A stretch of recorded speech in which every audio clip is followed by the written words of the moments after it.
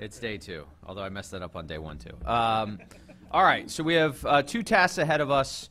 We also have some presentations coming up later this morning too. So the first, I guess, task in front of us is the process by which to consider and possibly vote on the draft principles and guidelines. Again, to review Brian Hancock's presentation, should you all approve the principles and guidelines as written, the next step would be they're sent on to the EAC director, who sends them to the Board of Advisors and Standards Board for consideration. After they consider, there's a public comment period and then an EAC vote. So that's the process after you all make your recommendations. So at this point, I would be open first to a motion to approve the principles and guidelines as drafted. They're in front of you with all the changes we've discussed over the last day and a half. And then after I receive a motion in a second, we can have discussion. David Wagner moves to adopt the principles and guidelines as drafted. Is there a second? I'll second it. Linda Lamone seconds. Discussion on any aspect. McDermott Coots, just wanted to, I've had this discussion several times, just wanted to make sure that we're not dealing with anywhere in here that we have to tie the electronic cast vote record back to the paper ballot. So the question that McDermott is raising, do you have is that back to 10.2 again? Yeah. Okay. David, do you want to answer that question, or do you have thoughts on the conversation? And Josh, if Josh is still in the room, he can weigh in too.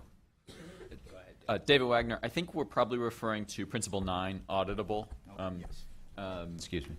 Yes, that is my view of this as well, is that this is not requiring that the paper ballot be tied back to the electronic record. That might be one way of complying, but there might be many other ways of complying as well, including paper systems that don't tie the paper record to the electronic or non-paper systems. Okay. Any other discussion? Okay, so we have a motion and a second on approval of the draft principles and guidelines, the VVSG 2.0 from the TGDC. At this point, I'd call a vote. So all those in favor? Aye. Aye. Opposed? Awesome. Awesome. So the draft VVSG 2.0's principles and guidelines are approved. Congrats to all of you. Job well done.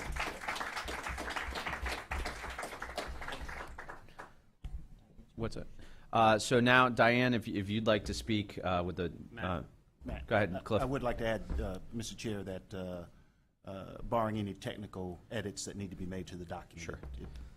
Understood, but hopefully we just did that. But yes, I hear you. Now, Diane has provided for members of the audience, there's copies in the back for you to review. Diane had submitted to all of you via the EAC a proposed resolution for consideration of the TGDC, or proposed consideration of the TGDC on ensuring accessibility and security. So I turn the floor over to Diane to speak to her resolution and then make a motion. Mr. Chairman, Greg Riddlemoser, perhaps a legal question for Cliff, if I might. Does FACA allow for non-agenda items to be discussed when there's not a point on the agenda that specifically addresses them, nor is there an item on the agenda that's for the good of the order or new business or anything like that? So there's a number of different questions in there, but FACA does allow for a body and advisory committee to take up a resolution as set forth within the charter of the TGDC. The objectives and scope provide that the committee may, by simple majority vote, adopt resolutions, make motions, or make recommendations to the commission for consideration.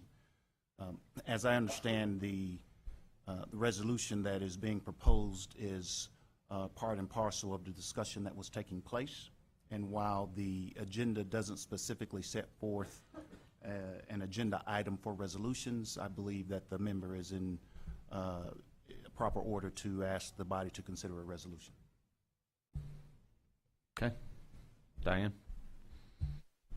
Get this on again. Hopefully everybody's had a chance to look at the resolution, and this came out of the extra meeting with security and accessibility that we had over the summer and the discussions, et cetera. And I think it's a pretty straightforward resolution, and I don't think it says anything earth-shattering. I think the primary issue is with the adoption of the software independence, I'll use the buzzword, but that guideline, which implies to a lot of folks a paper ballot that obviously increases the accessibility challenges, and that's captured in that second whereas. The first two whereases are basically repeating what HAVA requires. The second one indicates that if you're going to use a paper vote record, that does create some accessibility challenges, particularly with verifying and casting a paper ballot as the determinative vote record. And if that is the case, all this says is that we're really serious this time about it being accessible. We've had it in the standards for years, and we just haven't gotten there. So this is just trying to say yet again on paper in a formal resolution adopted by this body that indeed we really mean it this time, you know. Kind of feel like the parent that's threatened 3 or 4 times, I'm really going to follow through this time, trust me. Yeah, and the big concern from our perspective is that people are going to see the new guideline for software independence, and they're going to advocate even more strongly for paper-based voting systems. And at the end of the day, what that will translate into the disability community is more hand-marked paper ballots and one segregated, isolated ballot marking device in a corner that has not great accessibility on top of that because it's been certified and is old and has not been improved. We can't do anything like mandate upgrades. You know, that's outside the scope of the VVSG. So this was basically, you know, just an attempt to very publicly say to everybody, we're really serious this time. When new things come through for certification, you aren't going to make it through this time if there isn't accessible verification and casting of that paper, if the system is using a paper vote record. So, in general, Mr. Chairman, that's what it says. I just want a second. Well, just quickly, hold on 1 second. Would you first? Is it okay if I read it to the group so we can have it, and then you can make a motion to propose it? So that it reads, the title's Ensuring Accessibility and Security. Whereas HAVA Section 301 requires that a voting system be accessible for individuals with disabilities and provide the same opportunity for access and participation, including privacy and independence, as for the others. And whereas HAVA also requires that voters be able to verify privately and independently the votes selected by the voter on the ballot before the ballot is cast and counted.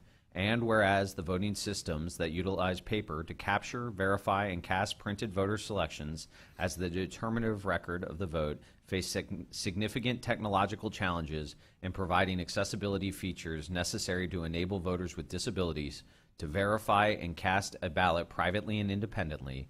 And whereas the VVSG 2.0 development process was committed to ensuring that both accessibility and security were at the forefront of each principle and guideline drafted and were addressed equitably, be it resolved that if a voting system utilizes a paper record to satisfy auditability principles and associated guidelines, the voting system must also provide mechanisms to that enable voters with disabilities to mark their ballot and to verify and cast their printed vote selections privately and independently. I would move for adoption. Second. Okay, I have David Wagner on a second. Mark, I note your desire as well, but David Wagner on the second. Discussion. Neil Kelly. Thank you. It's more of a procedural question maybe for Cliff, but so on the Board of Advisors, when we pass resolutions, they're generally resolutions that are broad and go before the Commission for consideration. You accept them or you don't. As a new member of the TGDC, I'm just trying to figure out where do these resolutions go and what's the meat behind it?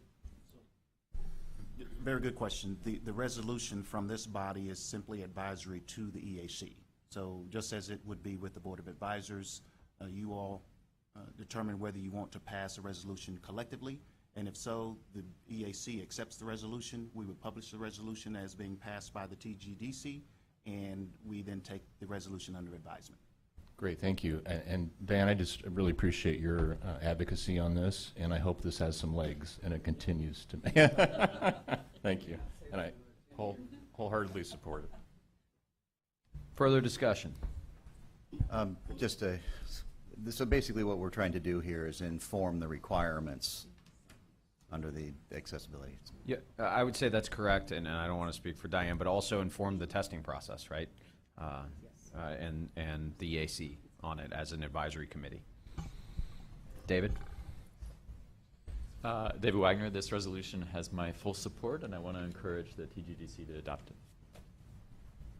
Bob Giles, I just want to thank you, Diane, for all your hard work and really keeping us focused on that important issue. Other conversation or comment? Sorry, David, I do get it, but I would like to know your reasons why you support it so strongly. Dave Wagner. Well, obviously, accessibility is crucially important, both as a value and as required by law. And so I think it's very important to write down in writing the intent and our goals to help inform us as the process goes forward. Linda Lamone. Yes, I want to echo everyone's comments, Diane, and thank you for being such an advocate, and hopefully this time will be successful, and I urge everyone to vote for the resolution. Any other comments? Okay, we have a motion by Diane and a second by David. All those in favor, say aye. Aye. Opposed? The resolution passes, and Diane, I will thank you for your advocacy for pushing forward with this and ensuring through the working group that these were captured in VVSG 2.0. I appreciate it. Okay. Theoretically, this was when we should just all go get a drink, but I'm told via the agenda that we're going to do some, although I got thumbs up from the audience, too. We can all take a deep breath. Greg? Mr. Chairman, since you shot me down in spectacularly glorious flames yesterday for suggesting that we have a motion, and I so move that we adopt the timeline as presented earlier. So we have a motion to adopt the timeline. I appreciate you re-raising that. Thank you. Is there a second? I'm a little concerned second. He threw me under the bus and I seconded him last time, but I'll make the attempt and I'll second it. We have a motion by Greg to adopt the timeline as outlined in the EAC presentation, which Ryan will pull up, and a second by Bob Giles. We'll get the timeline pulled up. Again, Greg, if you'd like to speak to the purpose of the resolution or motion, that would be helpful. Mr. Chairman, Greg Riddle-Mulzer, thanks for that. I have been more than pleased with this whole process, being a 2-year member now of the TGDC, that although we're bureaucrats, we're not in love with the bureaucracy. And one of the things I want to thank Chairman Masterson for doing as the skipper of this tight ship is making sure that we actually did things in a timely fashion. So with the public working groups and the way that was done, and the subcommittee chairs and all the different things that have happened in the before, during, and after election working groups, and the usability, accessibility, security, and whatever the fourth one was, sorry, I've forgotten. But all of that work that's been done has been done because of one of Bill Bennett's old adages that the leading cause of performance is expectation. And I just, again, Matt, want to thank you for your leadership in this, because you expected good things from the hundreds of people that have weighed in on this, and they've delivered. And you've now laid out a fairly aggressive milestone calendar that gets us to the end, if you will. And I'm just pleased to be part of a process in the federal government that's actually working. So thanks for that. Thank you. Any other commentary on the proposed motion? Okay, we'll call a question. All those in favor? Aye. Opposed? None. So Ryan, get to work, I guess, is the message on that. Yeah, right. No, I appreciate that. I appreciate your kind words. As I think I said at the very first meeting of this body, the reconstituted body in 2015, time was of the essence. There was an urgency of now, and I think you all and the public working groups have absolutely met that challenge and produced. And so I appreciate all the work you all and the public working groups and the EAC and NIST staff have done, and we remain committed to this time frame and to getting it done in a timely fashion. So I appreciate that. Any other business before we call up John Gerli and John Wack to talk about the other working group, which is interoperability and the common data format work. So at this point, I'd welcome John and John, the John and John Show, to speak to the work of common data format, both what's happening. John talked a little bit about it yesterday, but then John Gerli will talk about some of the work he's doing in this area. So you both are welcome. While they're coming up, also, I've been remiss to do this, and my sincere apologies, but I do want to recognize the Vice Chair of the EAC, Tom Hicks, has been here in participating, and I appreciate him being here as part of this. Thank you.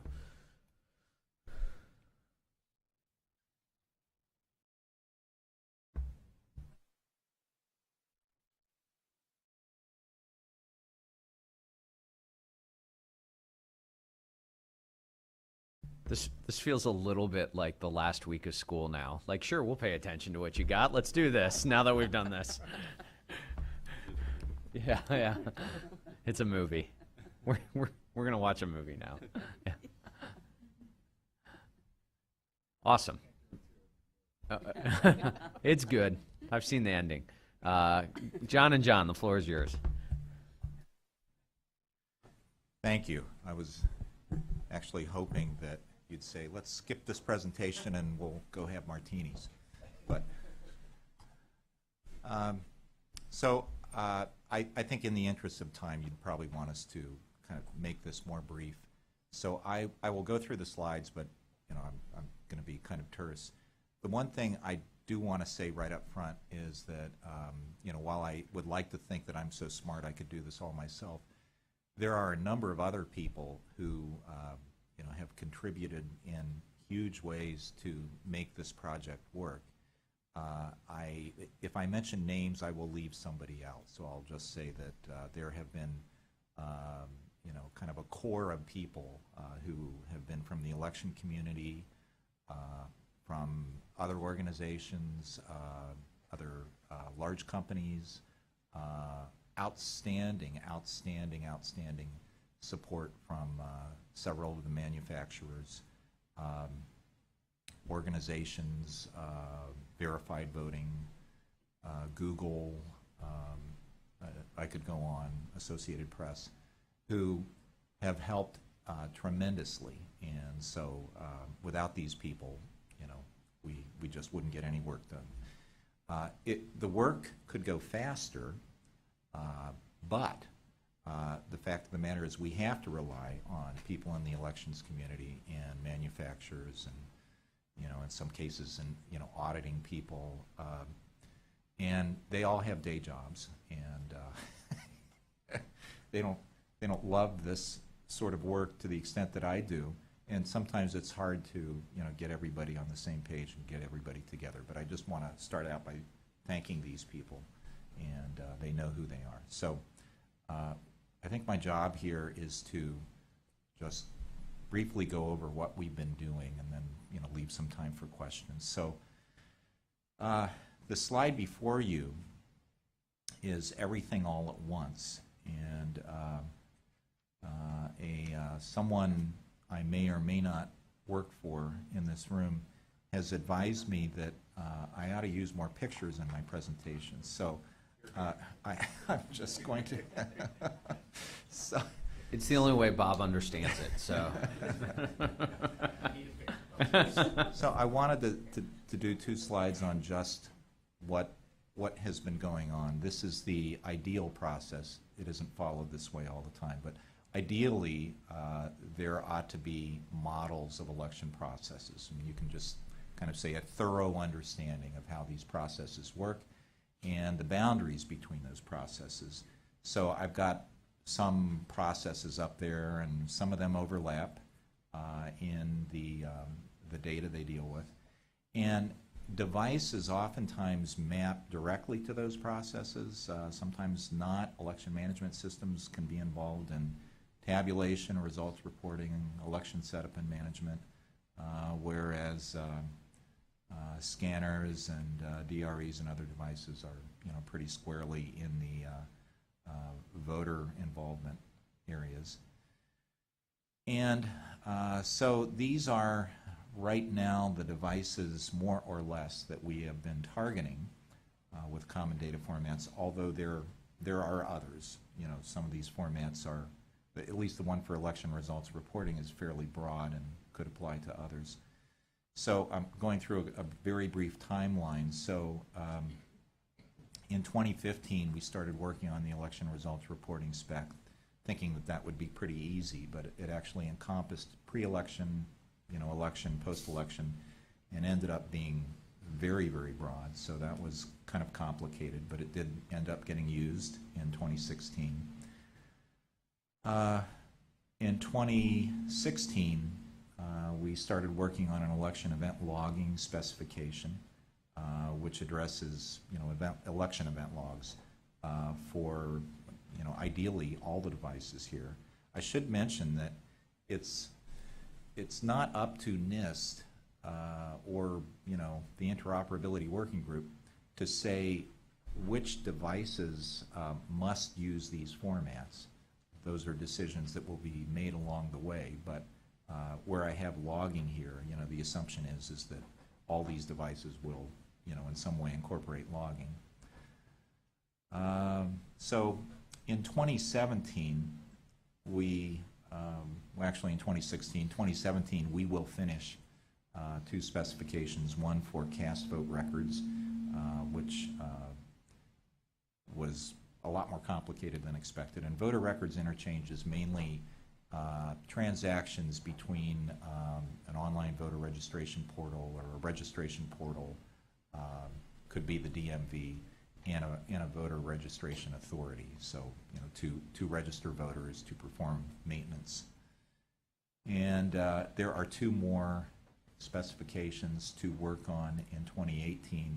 There could undoubtedly be others. And so John here will talk a lot more about process models, but essentially you kind of begin this process with a process model, ideally, where again, you have people who have spent a lot of time figuring out how does this really work and how does it work across the country, more or less, not just in one state. And from there, we've developed a UML model, which defines all the data and the relationships between the data, sort of rigorously defines it. And so we stick to that definition. From the UML modeling tools, we can generate schemas. So we can generate an XML schema, we can generate a JSON schema, and then documentation needs to be written. And that actually can take longer than almost everything, I think, anyway, at least somebody who enjoys doing that work. It's painstaking to come up with good documentation and examples, validation tools, things of that sort. So the process eventually is a circular process where once something gets used, there should be lessons learned, new items that come up, and that's actually happening right now with the election results reporting specification. So that one you've been familiar with, that was kind of put to bed. It ended up getting used in a couple of states and jurisdictions. Google and Pew have used it for VIP 5.0. And through their experience, they came up with a number of minor updates and issues and moved that into what they call VIP 5.1. So we're upgrading or augmenting the current version to a version 2, which will incorporate some of those changes. The biggest one really being more that we can generate a JSON schema, JSON ultimately being producing much smaller files, which is important for election night reporting. And it would do a better job for ranked choice voting. The election event logging CDF is in our NIST internal review process, which is a fairly rigorous process to make sure a document gets out that meets NIST standards. I do not anticipate any changes to any of the technical material. I want to thank Josh Franklin in the audience, as well as Ben, who have contributed to the document and made a number of very good comments. Voter records interchange, were close to the end. This is something that could be extended into a broader series of voter registration transactions, but we are stopping pretty much right now for this first version with NVRA and FPCA style forms and data. The one thing I do want to say is that most of these interchanges involve voter addresses, and we have decided to use a Federal Geographic Data Commission, I believe FGDC, thoroughfare standard that is managed by the U.S. Census and is kind of a superset of the USPS specification. Because it's not only voter addresses, it's not only their postal addresses, but it's also where they live. And it can be 2 different places, and overseas addresses. So this bears more discussion, because what we are kind of saying is voter registration authorities, election management systems, we want you to use, or at least be able to export and import this particular XML specification. So, Sure. Neil has a question. Go for it. Sorry, John, can you go back to the, oh, you are at that slide, I'm sorry. So you note there that Ohio is implementing this, and discussions are now with other states, vendors, et cetera. How does this organic process work so that there is momentum? I mean, how much influence does NIST have in this regard? I'll get to that in a little more detail, because we're getting assistance from another organization that that can help with that. I have to say, being more of a technical person, I'm not great at that, and it's a job in itself. But thus far, we've been fortunate to have people such as John, who decided to try it out in their state. So that's how it's kind of worked thus far. And I believe we need to do a better job of presenting this in ways to kind of say, this is, essentially, this is how much money you're going to save, by doing it this way. But that's a good question. Yeah, and if that doesn't get, that's a super important question. I know it's something that John and Katie are focused on. It's something we're focused on, because this is wonky, right? But as I've said it yesterday, I believe it's the most important work being done. I think it has so much possibility. And so going out and selling it and educating on it is going to be critically important for all of us. And so if you don't get your answer, let's make sure you get your answer and follow up on that. Cast vote record CDF, I believe also that we'll be done with this by the end of the calendar year. Got more documentation to write. This was a lot more difficult than I expected. I went into it thinking, we've already got this mainly done, but that's not true. It actually is a format that not only has to capture kind of the raw output of a scanner, but also has to potentially link to any ballot images that a scanner may produce, write-ins, has to include any election programming decisions that the scanner makes, overruling one mark for another, things of that sort, and has to include room for adjudication. So, in other words, it's a cast vote record that could have a history associated with it of changes made as a result of election programming or as a result of adjudication. 2 more that, again, I don't think will be very difficult, but I'll bet they will be. Ballot definition is simply a number of states in their VR databases store, contest candidate information. This could be transmitted to EMSs, and also just ballot definition, kind of like a ballot style without the formatting, but the contest and candidates in the order in which they're supposed to be. Electronic poll books, I realize this is out of scope or has been declared out of scope. I think when we began this, we were thinking it would be in scope, but a number of states have said we still find this very useful. And electronic poll books are newer, a wider range of vendors involved in creating them. So we believe this shouldn't be too difficult because it uses a lot of the information that we're already dealing with in voter registration. States can use these today. You could put information in your RFPs. Some states have done that already. Certainly, kind of getting back to Neil's question, people can join in the Interoperability Working Group.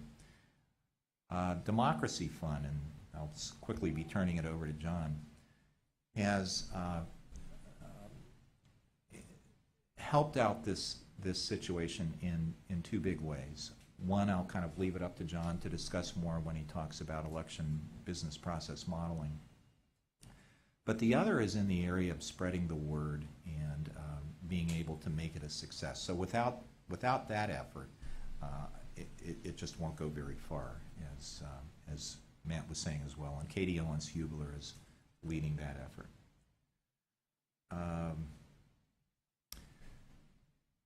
Getting back to my earlier statement about it's not up to us to say exactly where these will be required. We can have our opinions, but it will come out in the process ahead of us.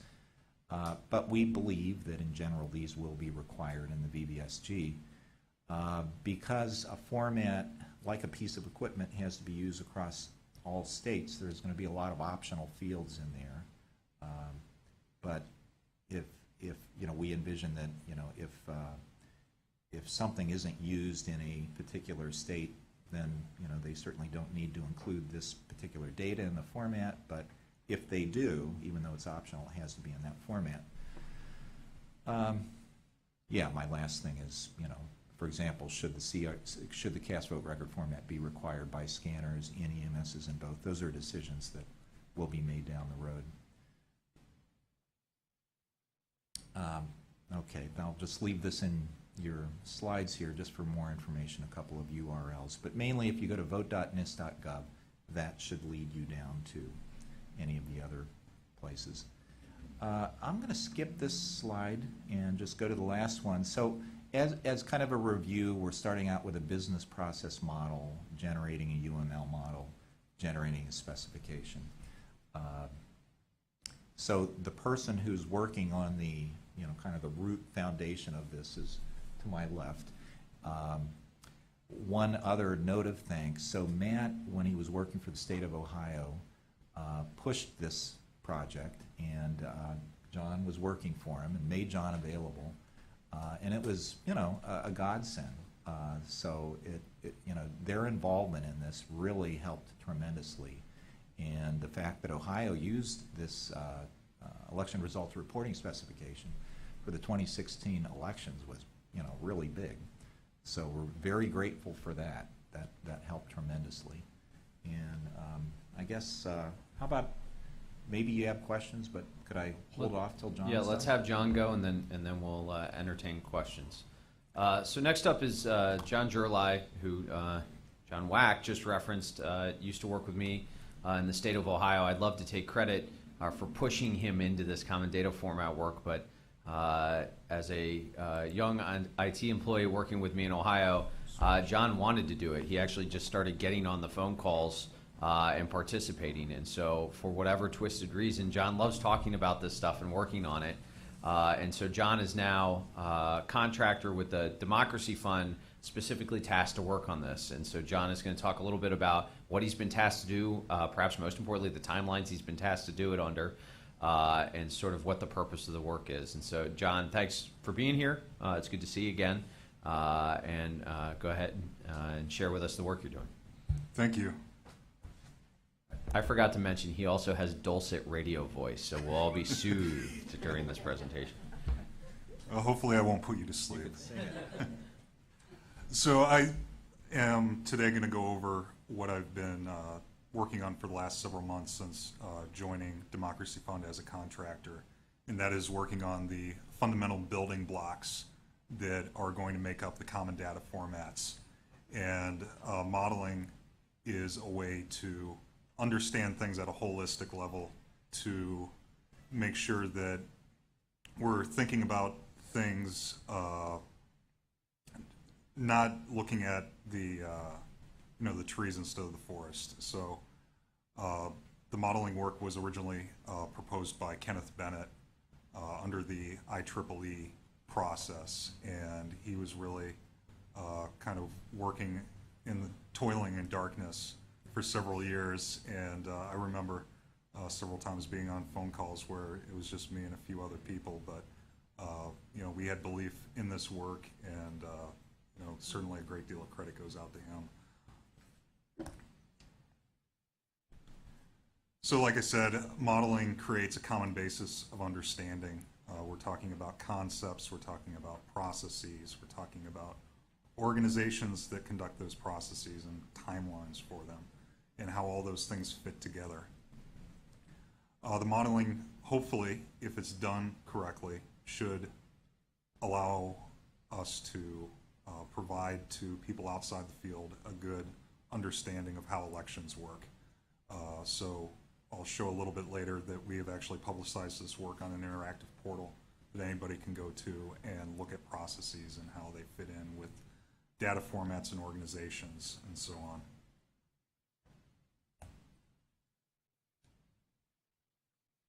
So, like I said, this work is at a higher level than actually the common data format. So how does it aid in the common data format work? And it's really by understanding areas where common data formats are needed. So it answers questions like, is there a CDF for this interchange? Are there certain data inputs and outputs required for a process? And what are those inputs and outputs? And that's an area of potential interoperability. It's also possible to use this to trace requirements. So we've scoped the work and we have said these are the processes that a election authority ostensibly does, and are the requirements for these items in something like a VVSG, but even like an RFP. And conversely, do requirements trace to a particular task? So, a coffee maker algorithm is probably outside the scope of an election system, for example. So help scope the work. And this just briefly shows how rules, policy, procedures, norms flow into the processes that we have scoped to model. And those are automated by information systems built according to requirements, that being the VVSG or common data formats or jurisdiction-specific standards. Probably going to gloss over this slide, but this was the original project authorization under the IEEE, and I've highlighted several of the terms here, kind of going over what the purpose of the work is and identifying how things relate.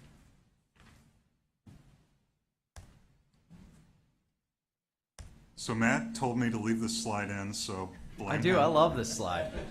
I love it. I think you're going to need to go over that in detail for us. Do you have an hour or two?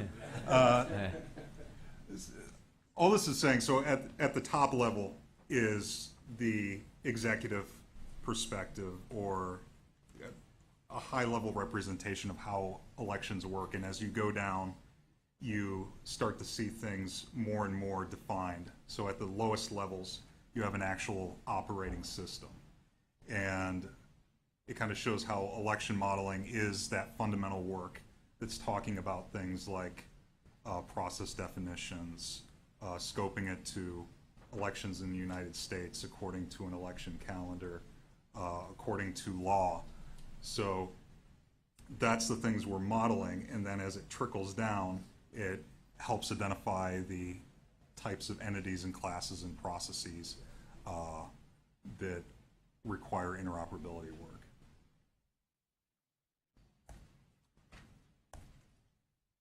And I thought I'd just briefly mention that there's a lot of empty cells, and that's because that's the task of vendors and election systems to actually implement some of these items, such as actual source code, as configuration of equipment, organization structure at state and local election level. So those things are out of scope.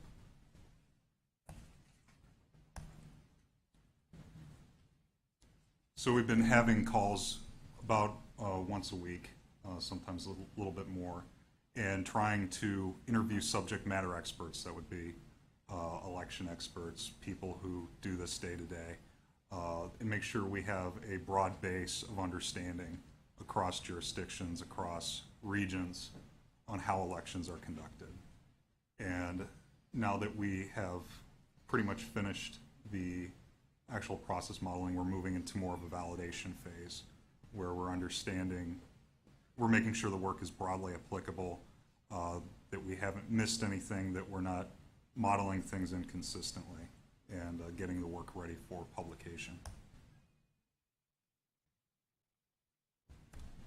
So hopefully this will play.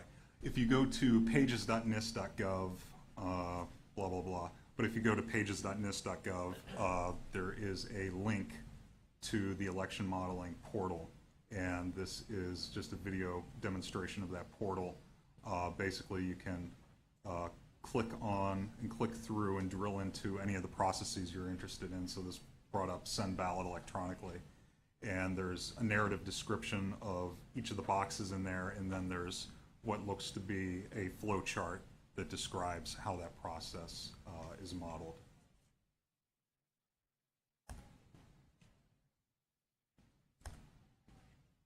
So next steps, the catalog or list of processes is pretty much complete. We took a look at the election cycle working groups and their good work mapping out processes, and found some gaps and reincorporated that into our work, which we have started elaborating. The process model itself is very close to completion. Like I said, we're in that validation stage, making sure everything fits in nicely. The motivation model is just a way of tying laws and policies to processes, so we understand why we do things in the election space.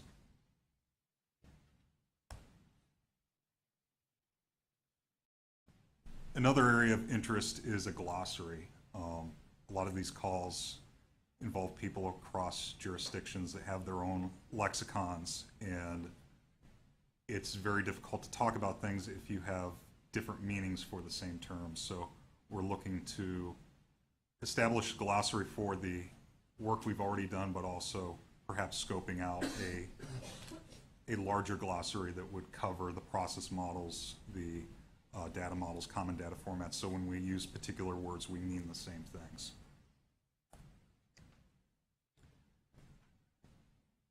So one thing we didn't do with the common data format work is we didn't establish a high-level model that would encompass all of election data, and it would have been a lot of work on the front end. So because we skipped that step, we've been able to get out good standards that people are using, like the 1500-100 election night reporting standard. But at the same time, we need to make sure that the way we model things, again, is consistent, and that we mean the same thing when we use the same terms, and that the work is coherent as a whole. So we're looking to build a data model that would constitute a catalog, that if you needed a voter class, say, you could pull down a voter class. If you needed something to do with early voting, you could pull that down.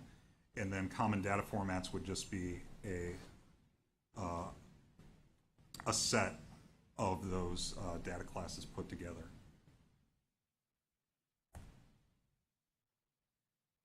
So this is a aggressive timeline.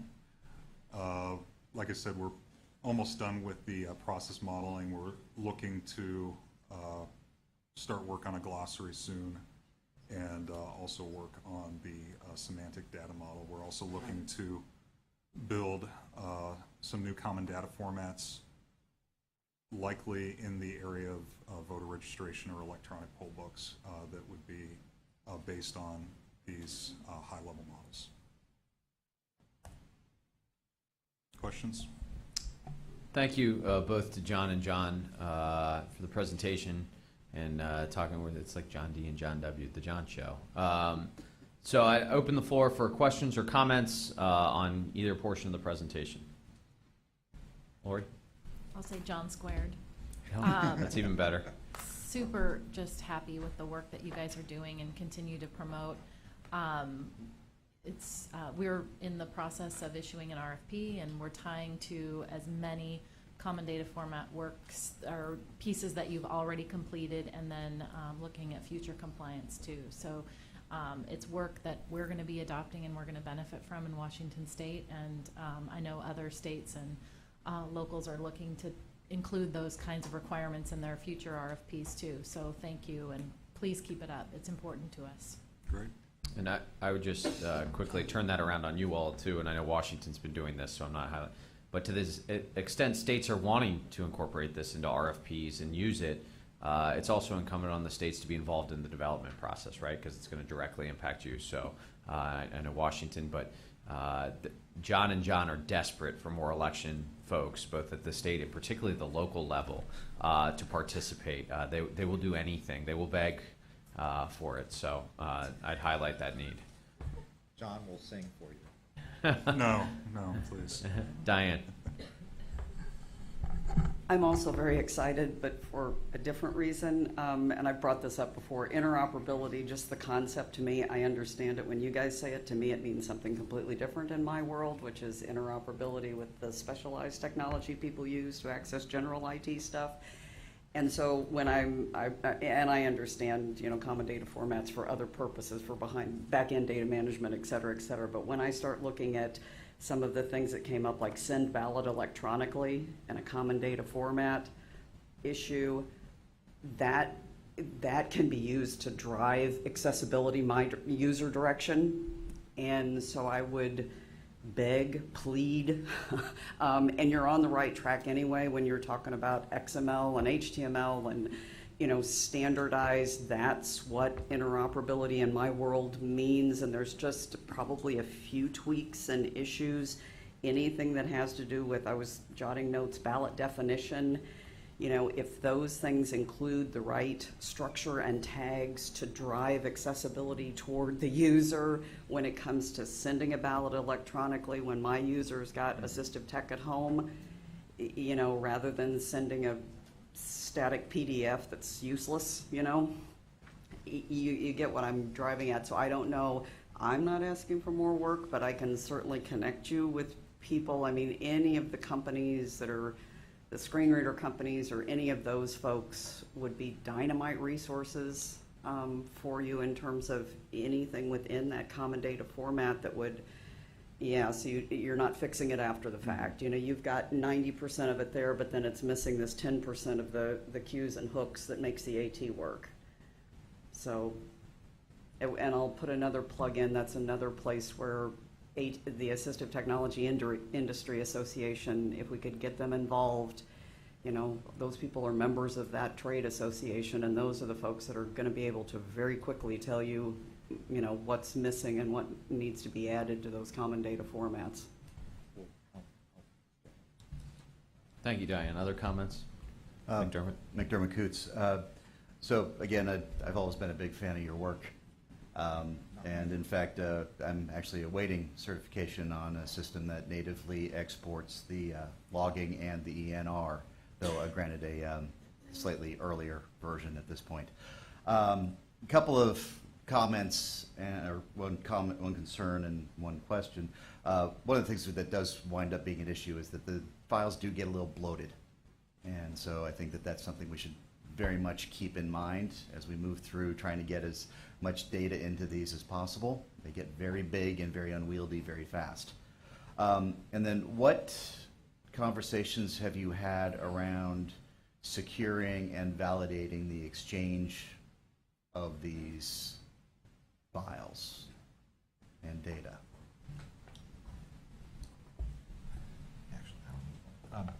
When you say securing and validating, you mean, you know, such as digitally signing, you know, so, okay, so we have, this is a question sort of before the cybersecurity working group on the best way to do this. I don't know eventually what those recommendations are going to be, but we have included, I think it's a W3C XML DSIG package, and, you know, just assumed a capability should be there for digitally signing an export, or validating it, and also so with JSON. So that's what we've done thus far. We've used the packages. We've verified that it works. Whether that will ultimately be the way the VVSG wants manufacturers to do it, I don't know, but it's what we've done in the meantime. And we're open to any further guidance that there may be from the cybersecurity working group on that, or manufacturers, you know. Other questions or comments? Oh, David, thank you. David Wagner, thank you for doing this work. I think it's going to be very helpful to improving elections. I'm curious about, I'm trying to think through the implications of the elements you presented there.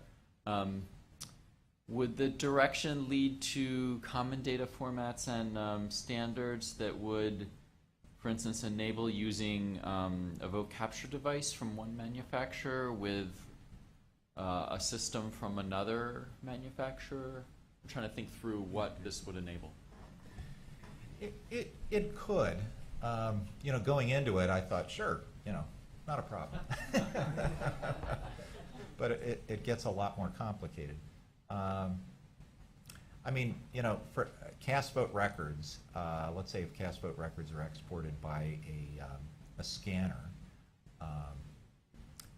I'm sorry, cast vote records in a common data format, then there is more interoperability between the scanner and the EMS, but there's so much other information involved in ensuring that, you know, that scanner has the right programming, and, you know, it's the right EMS, and, you know, other things that the common data formats have not addressed. So I think that in the area of electronic poll books, that's where I think true interoperability might be easiest to achieve.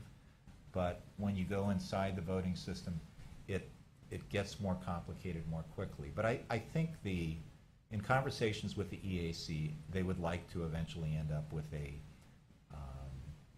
component certification program, or, you know, an ability to do that. And the example that people bring up to me and to others oftentimes is the desire for a jurisdiction to be able to use the latest and greatest accessible voting device, and it ought to be easier to plug that in than currently.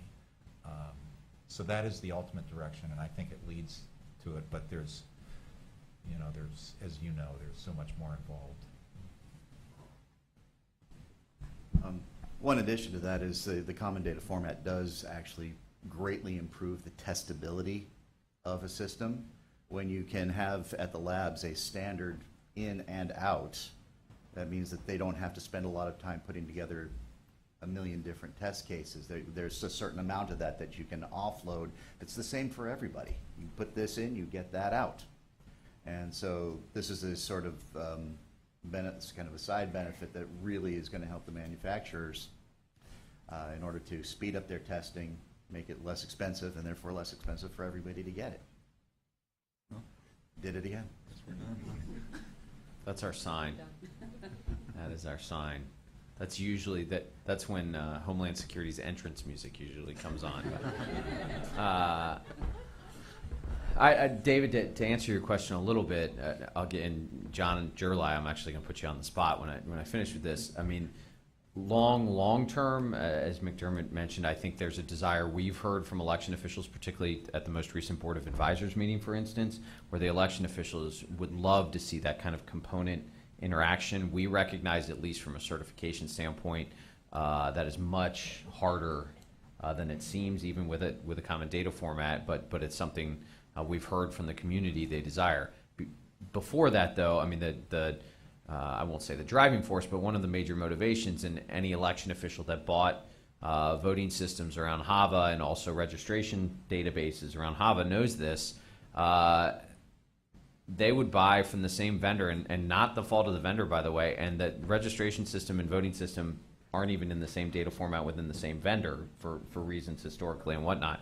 And so we're trying to solve just the simple challenges on this, to be able to exchange data seamlessly amongst the systems, as McDermott said, improve the efficiency of testing, be able to export out EAC Eves data in an efficient manner instead of the painful collection process that we have now. And so those are just simple common data format goals that we have right now, with the more complex sort of component interoperability looming large out there. But we'd like to solve some of the simpler problems, I think, now. And John, I was going to ask you, John, from a state perspective, as you were working in a state IT shop, why did you feel the need, other than me talking to you about it, which is nothing, why did you think this was important? Why were you so keen on working on this? What benefits did you see?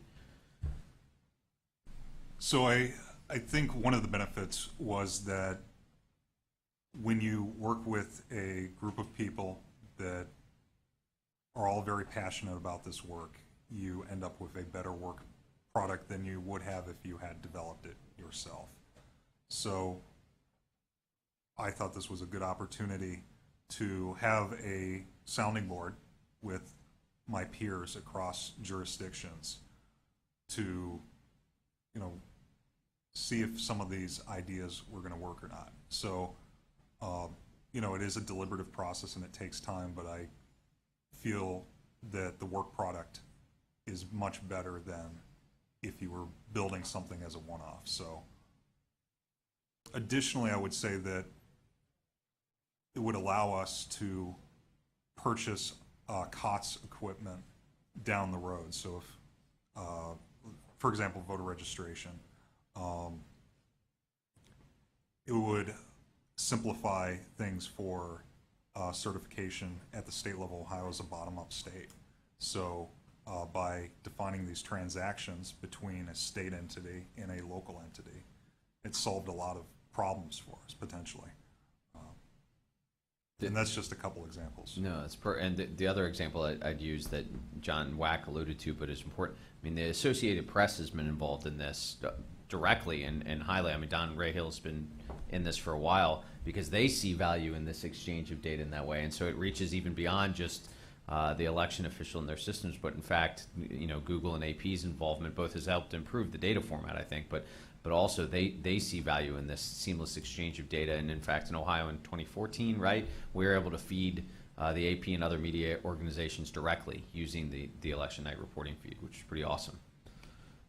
Other comments or questions on this? I'll just add that from our perspective, we see reduced risk. So there's less times my local election officials and my team have to sit down and key the same data. Enter it once and then have it transfer across platforms.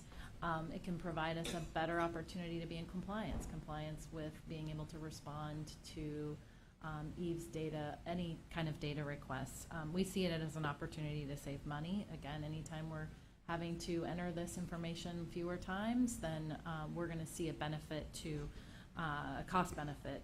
I think it will also provide more redundancy in the ability to recover in an emergency. And I think it's also going to provide us an opportunity to comply with state changes in state law because we're not having to monitor those so many different layers of codes, if you will. So there's just, and that's just like the tip of the iceberg. I think there are going to be so many benefits, and I'm looking forward to being able to reap those benefits in the next couple of years. John, John, if I were you, I'd clip that and just go ahead and put that up on a website and start selling it to election officials. Neil. Yeah, and I just want to add, just going back to my earlier question, I've been involved with CSG on this work for Section B EASE data and getting that common data format.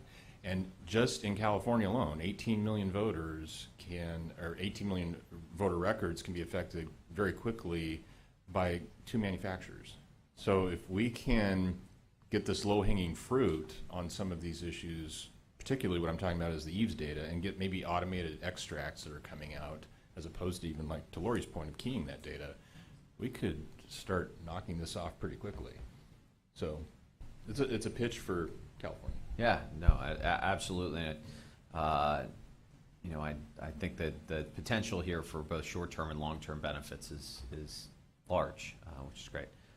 Thank you both for presenting. Thank you both for the work you're doing on this. I appreciate it. The other thing I'd note, so you all always ask what happens to resolutions or whatever that we do.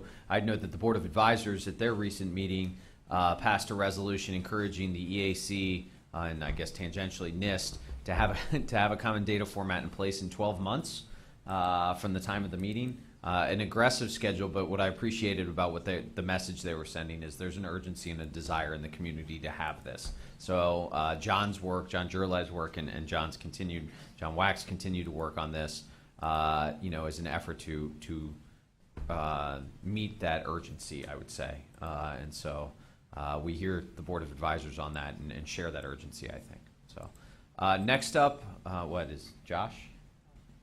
Josh Franklin. Come on up, young man. I don't know if you want to tee up. And so Josh was asked to talk about kind of the, that is a bad joke on that first slide. Wow. Oh, yeah. Inside baseball. Marginal remarks on voting system security. That is painful. So Josh was asked to come and talk about sort of the current state of security as he's worked on the VVSG requirements as well as other work that Josh does. And in particular, both Mary and Josh, and so I'll give you a chance to introduce Josh's remarks, attended DEF CON recently and spoke to some of the folks there and had a similar conversation with them. And so we wanted to offer the TGDC that opportunity to hear that same conversation. So I'll turn it over to Mary to kind of introduce. I do think that Josh has maybe some of the slides that were left over from DEF CON, but I think what we're trying to do here is to provide you some information on the changing threat model in voting systems over the years, and leave you with some ideas about how we might be able to move forward. Josh, it's all yours. Definitely. Thank you, everyone. Yeah, so this is definitely part of the conversation that we had at DEF CON. That slide deck had a lot of intro material that really wouldn't work here, and so I added some additional thoughts and opinions. So basically, we're going to talk about overall election infrastructure security, voting systems security, some priorities that I see in this area, and some possible ways forward. I really enjoy this slide. It highlights some practical election security issues from 1934. This was work done by Joseph Harris when he was studying election administration issues back then.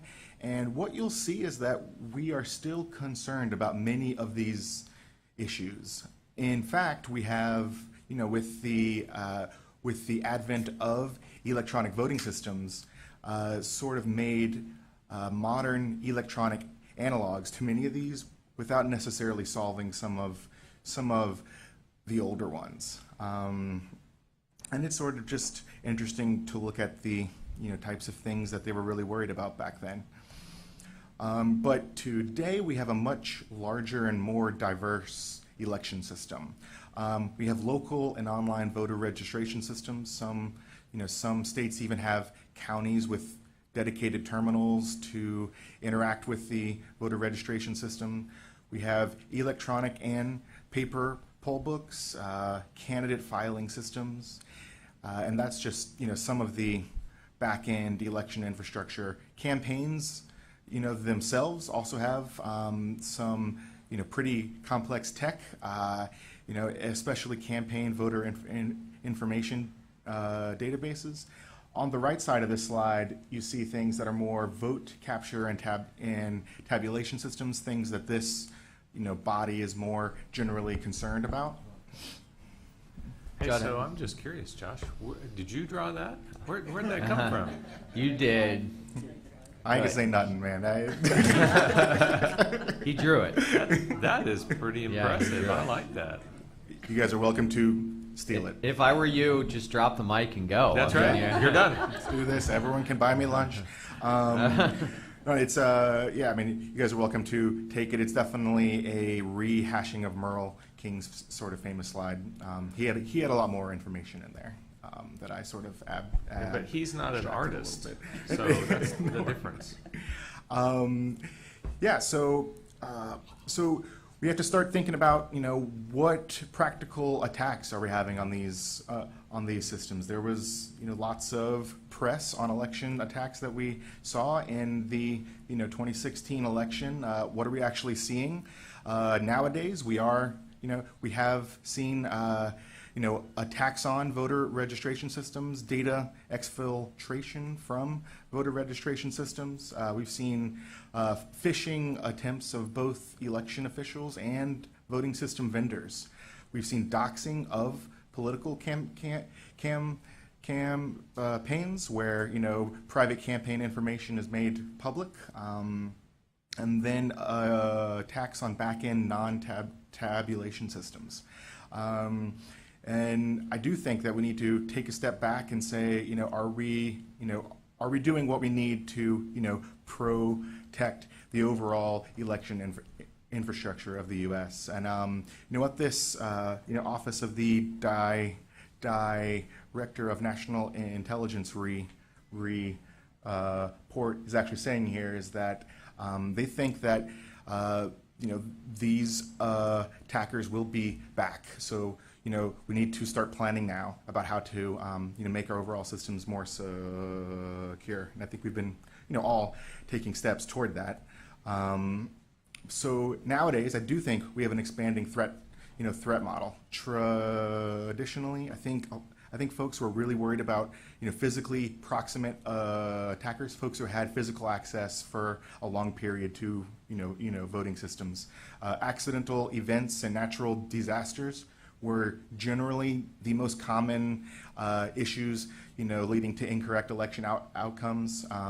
We haven't necessarily seen a lot of attacks on vote capture and tabulation systems. And just general events affecting public confidence and trust in the overall voting system. But lately what we've seen is that we've had nation state threats, phishing of work and personal accounts, attacks on supporting election infrastructure. So I think what we need to think about nowadays for our more modern threat model is all these traditional attacks and then all these new recent attacks as well. And it definitely makes our jobs a lot harder. So what does a modern voting system look like? The actual systems that are deployed in most states right now. Most of them are running some sort of legacy Linux OS. They typically are using an older or proprietary physical media. Many of them or most of them have a working TCP/IP stack. Wireless and public telecom is fairly common in some areas. These systems are basically mandated to last for 10 to 15 years, and software updates come to these voting systems sometimes. But this is slowly changing. I hope I'm not making McDermott a little bit unhappy over there. Right? Folks who have actually taken a real serious look at these systems have noticed some issues. NIST has done some internal research that will get published at some point in the near future, basically looking at all the academic and other literature available for when people actually got their hands on voting systems and actually got to look at the source code and how these systems work. And what they saw is that it was fairly often to have large cryptographic flaws, large issues with authentication, large issues with input validation, and these are pretty common security categories of issues that many industries are having to deal with. But what's been changing since the 2007 recommendations to the EAC? There's been a lot of changes in both industry and voting system tech. In terms of security capabilities that are in industry, we have newer things like secure boot, strong process isolation. Many of the phones that you all have in your pockets have some really nice security capabilities that we'd love to have on modern voting systems. Exploit mitigation technologies, new and fancy network protocols. We have larger, more practical cybersecurity frameworks, things that can help out with the actual operations and administration of large IT systems.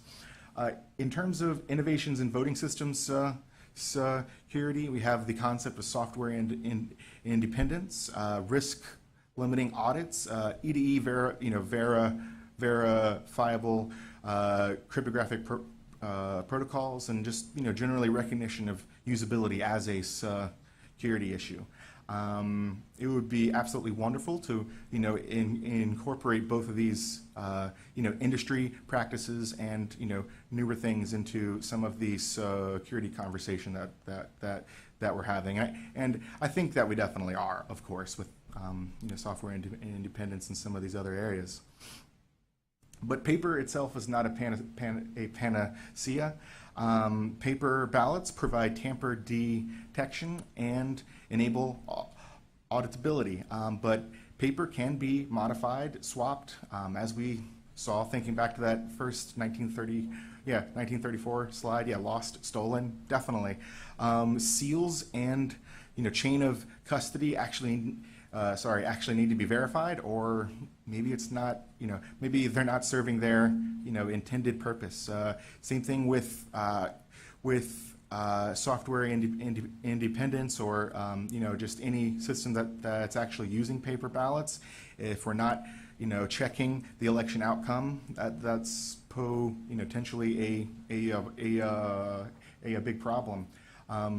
I think we all recognize that administrative controls are extremely important and have a huge impact on the election process. And just cyber hygiene issues as well exist. And all these things are problems even if you have a paper-based or software independent voting system. And so that sort of leads me to this to this next concept. What can we lean on? What's out there? What do we have standards and best practices for? Standards and best practices are definitely different concepts. Something like a standard might be HTTPS. What that actually means to a developer that's going to make up a cryptographic library for that standard. But best practice would be to actually use HTTPS, for instance. The VVSG is a voluntary voting system standard, and it's sort of the only game in town sort of here that we have, and we have tons of best practices available from multiple different areas, including EAC, DHS, NIST, EVN's top 10. These are all excellent resources, but I think that we might need some additional work in these areas. In terms of voluntary security standards, again, we essentially have DREs, OpScans, ballot marking devices back in election management systems. We are lacking voluntary security standards with many of these systems, and maybe that's okay. This is just something to point out, food for thought. In terms of best practices, we are starting to get some great work in the voter registration realm, especially with DHS and EAC helping out. Same thing with election night reporting. NIST has done some work with some UACAVA systems, and then of course DREs, OpScans, and ballot marking devices. We do have some work in that area, but there are best practices missing for some election IT supporting systems that I think we can maybe take a look at. In fact, many of these areas that we do have best practices for, maybe we need a more full treatment of that topic. These are definitely complex information systems that have a large impact on our nation. So these are sort of my big important election security issues. We need both accessible and auditable systems. We need external scrutiny of voting systems.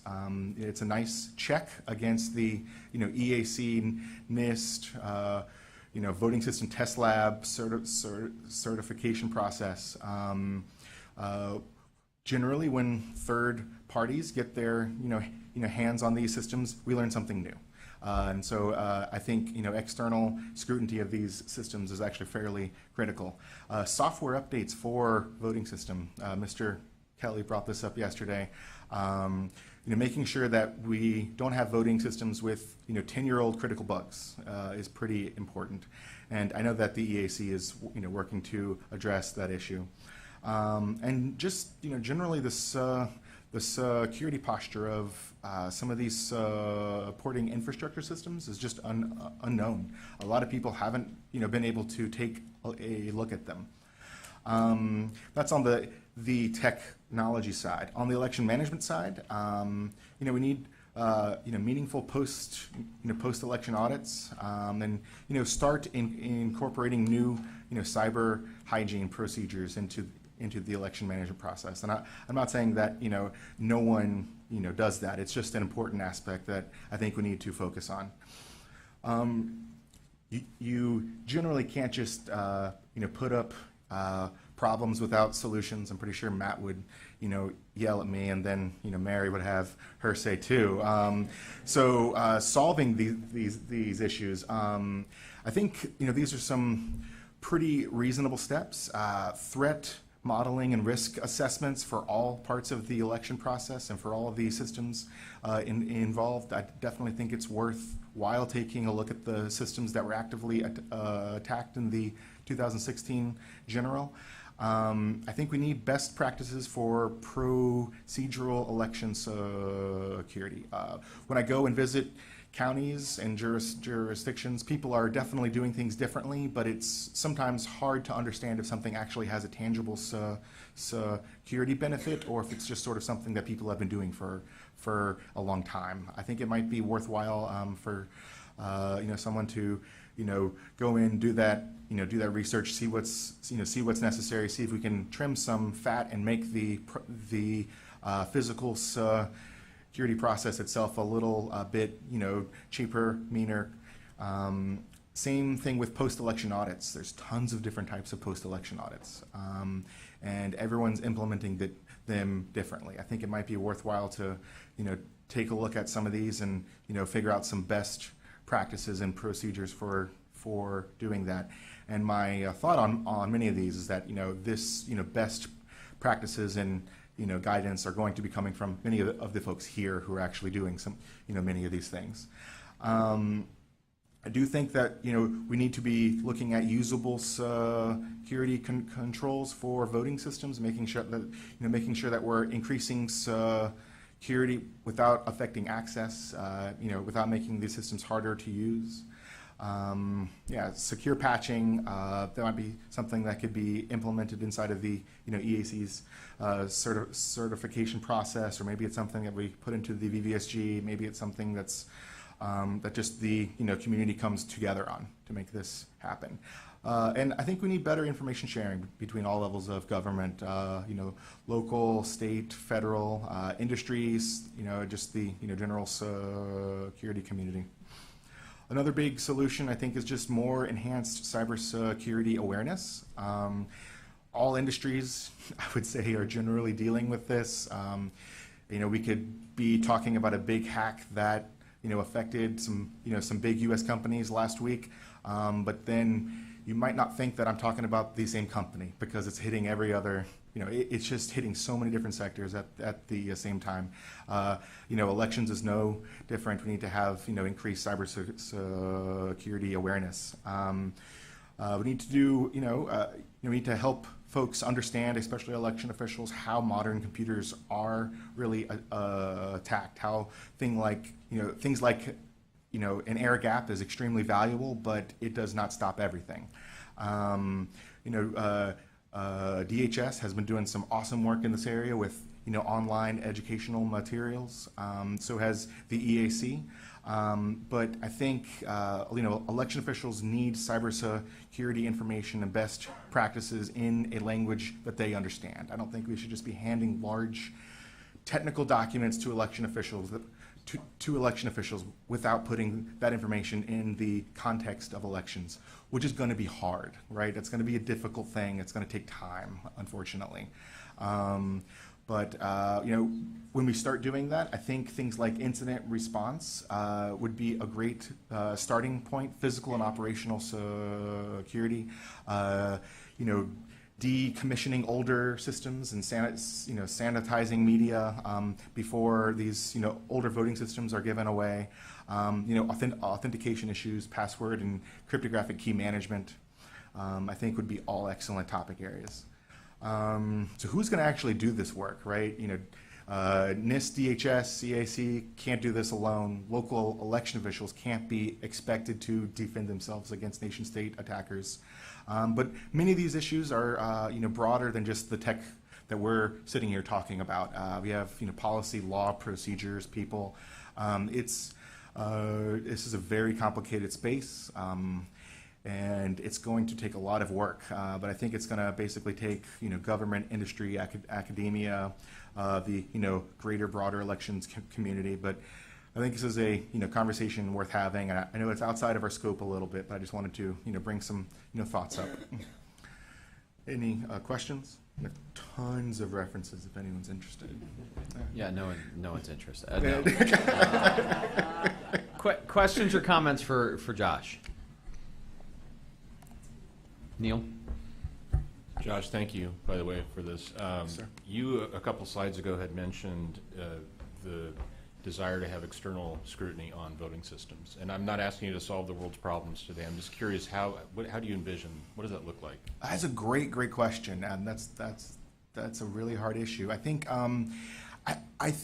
that the DEF CON voting hacking village was fairly successful in that area with having a realistic and meaningful conversation about what the current systems look like, what they can what can be done to actually secure them. I think that might be one avenue. I could definitely see having some universities provided regular access to these systems. Maybe this is something that, if there was, for instance, like an open source voting system, that would be something, that would, encourage open scrutiny there. But that is a difficult challenge there that I think is going to take a long time before we start getting there. Other questions or comments for Josh? Technically, we do have external scrutiny on the voting systems. It's the EAC.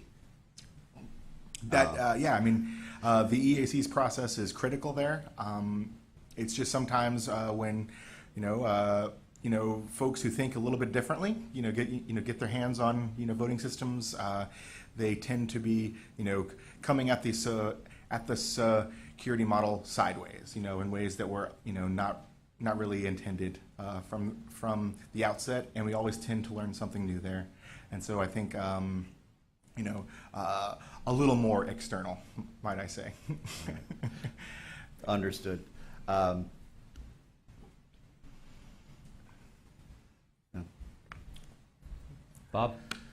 I just want to thank you, Josh, and Mary, and NIST, and EAC, and I know we have DHS coming up, and it's been a crazy year for election officials in this realm, and you guys have really done a great job keeping us informed, and I think we're probably going to talk about it in the next session, but we're really on the cusp of kind of taking that next step, so we're pretty excited about that. But I wanted to recognize the work you guys have done at NIST and EAC and DHS.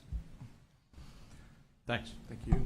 Diane? And I just wanted to acknowledge, I'm so happy to see a security session that actually doesn't ignore accessibility and acknowledges that we are not going to go down this same. I know, Josh. I know it's you were first. in there. And I know. Don't spike the football, Josh. Just take the compliment. Anyway, so I'm complimenting you. And what's so interesting is many of your side-by-sides, we have standards for this. We don't for e-poll books. We don't have accessibility standards for e-poll books. We don't have, every place you said we don't have security specification, we don't have accessibility specificities requirements either. So we're in this ship together, guys. You know, everything that we're trying to balance it over here on the standards, we've got the same issues. And trust me, the disability community would love access to voting systems, to do external reviews on them. It's the same exact issue. You can't get your hands on them. You can't buy them unless you're an election official. So you can't train people how to use the electronic interface because nobody will sell one to you. They won't even sell you one that doesn't tabulate votes. We have the same issue about that external access too. They are not publicly available and transparent, and it's a big issue, a really big issue. So I'll make that plug. It's not just a security issue. It's an accessibility issue also. Yes, ma'am. I didn't think about that. It makes complete sense. Yeah. McDermott? There's also a big training issue here because for all the best laid plans of the vendors and trying to put security in place, much like a driver going down the streets of New Jersey, if they choose not to use the turn signals, there's nothing we can do about it.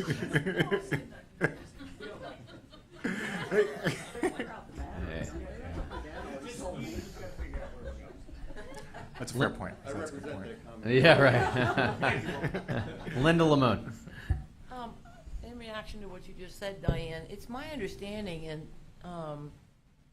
that at least recently for the last 6-7 years, a lot of the vendors have been giving their voting systems to like the National Federation of the Blind for training and outreach. No, they're not doing that anymore? As far as I know, NFB has that national contract that's under HAVA 261 or something, anyway, section. But the equipment they got was original equipment, kind of, and I don't think they've ever gotten anything current or new.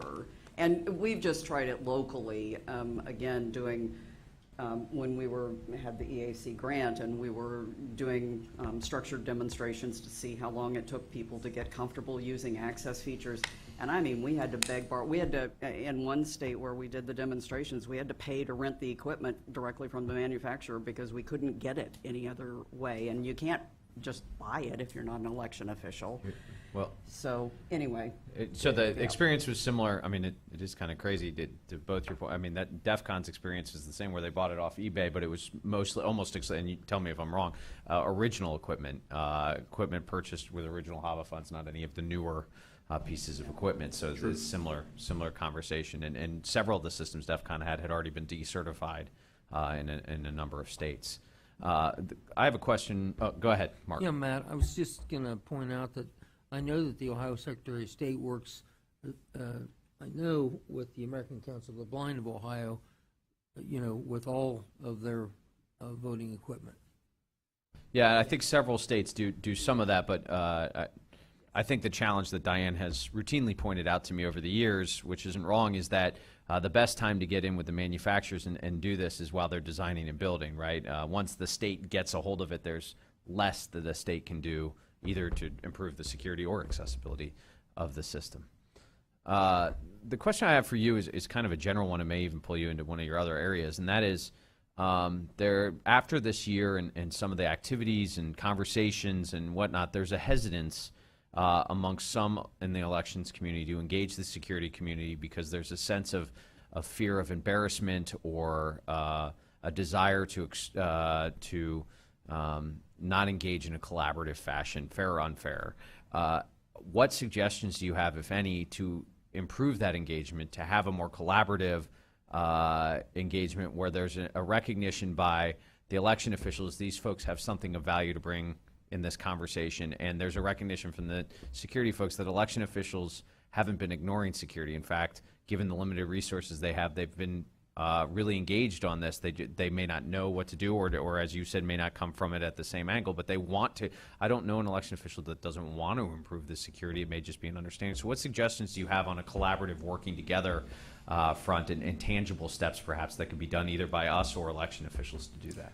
Yeah, I mean, so I've definitely seen many security researchers come into this area and thinking that they know everything there is to know about security, and then find that they're left wanting a bit because elections is a very deep field, and so I think that as folks learn more about elections, they start having a more responsible conversation with their election official, and so to that end, I definitely say that any security researcher wanting to get into this area, needs to talk with their local election official. Elections are a hyper-local activity, and so getting involved in that process and actually learning how elections are run is how we start having a good conversation there.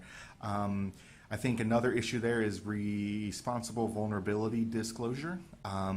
You can't just 10 days before an election tell everyone that there's a critical vulnerability in some election system, without offering time to fix it. People don't need to be dropping zero days on election day. I would say that we sort of saw some cyber security firms in 2016 trying to do things like that, and I think that really hurts this conversation. And at least I've been working in this area since 2004. When I first came in, I saw a lot of animosity on both sides, between the technical community, I would say, and then between election officials. But as I've been here for the past 10 plus years, gosh, I'm getting old, is that these communities have learned to work together, and at least they're really starting to have meaningful conversations that are making all of us more secure. Thank you. That's a really good answer. Any other questions or comments for Josh? Okay, Josh, thank you, and it leads nicely into our next presentation. So I'd invite, unless did he just leave? Oh, on the phone. Phone down, Juan. Phone down. Next to present is Juan Figueroa from the Department of Homeland Security. Juan, I'll leave it to you to give your exact title because the DHS titles are always hard for me. I think I and those of us who have been engaged with DHS know Juan as the lead in working on the election infrastructure subsector. I've enjoyed getting to know Juan and working with Juan. I think folks at the table have too. So I appreciate, Juan, you being here, engaging with the TGDC, and look forward to your remarks. Good. Okay, great. Well, thanks. Thanks for this invite. Actually, I just left Under Secretary Krebs and Secretary Kolaski briefing on a couple of events that are coming up this week. And they send regards, and they also appreciate the invite for us to be able to present a couple of quick slides on what we've been up to in the subsector from there. Again, Juan Figueroa. I am the election infrastructure subsector, sector-specific agency team lead. So I told you, I'm not getting that right. We'll get to that. And I need to have it tattooed up here somewhere because even I get it wrong sometimes. But either way, I'm gonna take you through some high-level slides. We can go as deep as you want, but the idea was to give you a quick overview. And I believe there's an ISAC. Is there anyone else presenting in conjunction with me? Okay, great. Am I slide master here? Great. Okay, so starting at the top, in the beginning, the designation, which many of you were more directly involved with than I was. But a key part of the formation of this subsector, Secretary Jay Johnson back in January 2017. I bring it up because between the designation and follow-on memos, the election infrastructure subsector was more or less defined. And so initially, we talked about storage facilities, polling places, and things along those lines. The designation, as the second bullet gets to, enables DHS to prioritize assistance to state and local election officials. One of the big benefits we think is that the more we know about the election community, the better we can prioritize and determine and tailor things that you may need, your requirements on a voluntary basis. It's a subsector of the government facilities sector, and I wasn't going to get into this too deeply, but I usually like to talk about where the SSA fits. The National Protections and Programs Directorate, which is headed up by Secretary Krebs at this point, serves as the sector-specific agency for this subsector. So let's see if I can take you through two obligatory org charts that may be of interest, may not. But bottom line is NPPD, where the SSA resides, is located there. As you look at the top part of this chart, this is a typical staff for any of the departments or agencies in the government. If you look along the bottom, you'll see the big seven: Customs and Border Protection, Immigration, Coast Guard, FEMA, on down the line. At some point in time, we've discussed NPPD because of its ability to reach to the field, to the operational and tactical levels.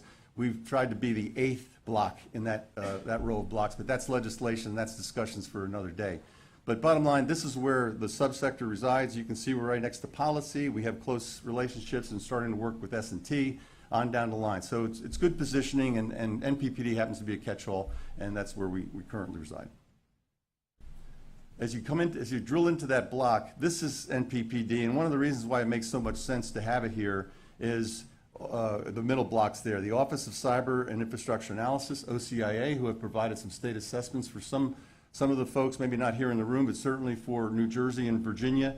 The Office of Cybersecurity and Communications. I usually don't go anywhere without Rob Gatlin. Many of you have met him, but he's our cybersecurity lead on that side, and really a key part of where we're going with this. You all have worked in the past with Neil Jenkins and Jeff Hale. They're still in the loop, but they're not directly involved with elections anymore. It's moved into the partnership part of CS&C, and that's why Rob Gatlin's a key part of that.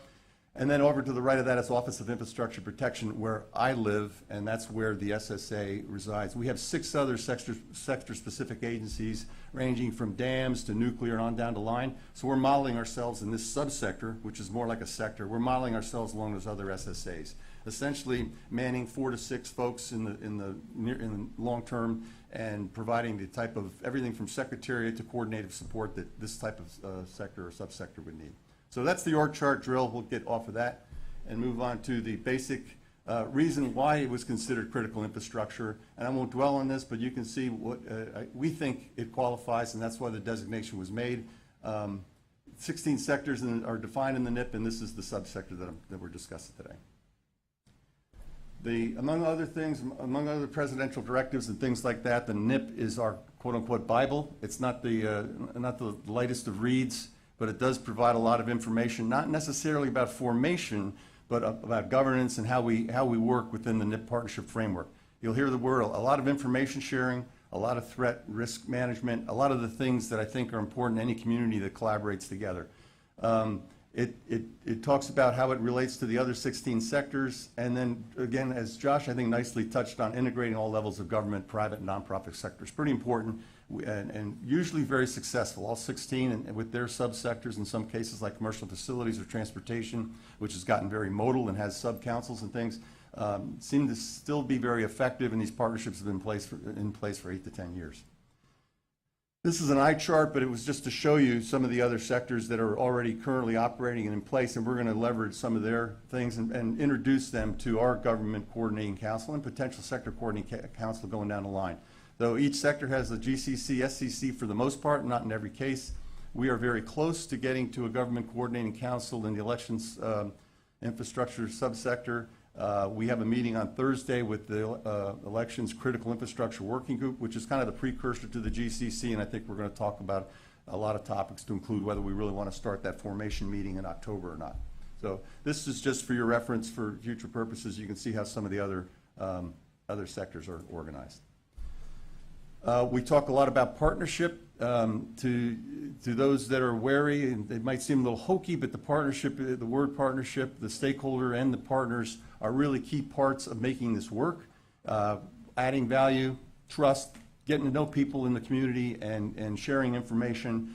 Not necessarily easy to do at the state level, not necessarily easy to do at the federal level. So when you put the federal and the state together in a situation like this, it's going to be even a bigger challenge. But I think we're making good inroads in moving together and getting to know each other's nuances and what we can do to assist each other going forward. There's some of the benefits there. And again, voluntary participation is harped on a lot. If you don't want to play, you don't play. But the idea is that we provide enough information, sharing enough benefits, whether it's cyber assistance on down the line, that makes sense for folks. The key model that I touched on, and many are familiar with it in the room here, but I bring it in here again for reference. Government Coordinating Council we've already talked about, enabling this cross-jurisdictional, and we've got a very unique arrangement. We've talked about, in the GCC, we've talked about our charter. We've talked about enumerating the exact number of members from various Secretary of State levels, state senior election levels, organizations, to include NIST, to include CSNC and NPPD. So very delineated charter. How we vote seems to have been a big discussion along the way, understandably so. I mean, we haven't talked about it as much in other sectors, but this one is particularly keen on voting rights within that Government Coordinating Council. And I think we're close to getting there. So if anybody starts throwing food at this point, I'll understand, but I think we're getting very close. Sector Coordinating Council, we were fortunate in Orange County at the NASCED meetings to have what was kind of an information session with voting manufacturers set up by EAC, and we appreciate the assistance they've been giving us along the way, because we don't know the election community as well as we could. And I think in the last 3 to 6 months, we've really had a good relationship going on how we balance meetings, agendas, and getting people together. So to get that first meeting off the ground with the voting manufacturers was important. We talked about being more inclusive, obviously, because just like the GCC, you want a broadly represented council that can, in a sense, balance the SCC and share information in a joint level if things mature properly or if they mature at all. And we think there's good hope for that, and we'll look for an SCC meeting somewhere later down the line. Self-organized, self-run, self-government, we try to stay out of that from the federal side, but we do provide that guidance that we did in Orange County, and we obviously would like them to form as a broad representation of owners and operators, so that the counsel they give is representative of what they think the private sector election subsector should be providing the government. Our updates, and some of these may have been touched on, I apologize for being late, but pretty much you can see who the participants are that are listed here. The charter is a much more detailed listing of those. We've been meeting to develop those things, as I've touched on. We were looking at mid-October, and potential initiatives, and we're not trying to preordain anything from the federal side, but I think we've talked in conjunction with our state and local partners about one of the early things you do, obviously, after approving your charter is let's have a strategic plan. What are our objectives for 17, for 18, and I say for 10 years from now? What do we want to do? What do we think we can potentially do collectively? Knowing we're resource constrained, we're voluntary, but that strategic planning is probably an important part of getting off the ground. Information sharing protocols are very important. We've had some, obviously historically in 2016, there were some notification issues that continue to this day, and we're still working to better those. And going forward, we obviously are going to work very hard to improve our information sharing procedures with state and locals and how that's done.